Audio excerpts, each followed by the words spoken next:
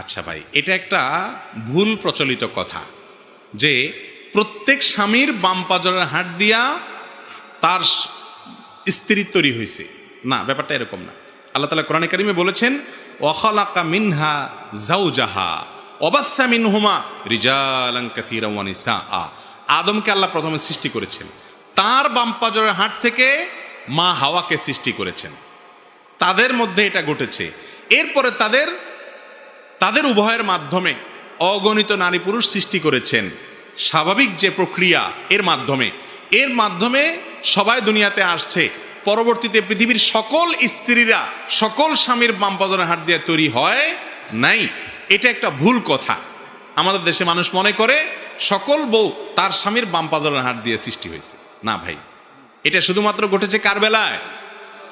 আদম আলাইহিস সালামের বেলায়। ওনার বেলায় শুধুমাত্র ঘটেছে, বাকিদের বেলায়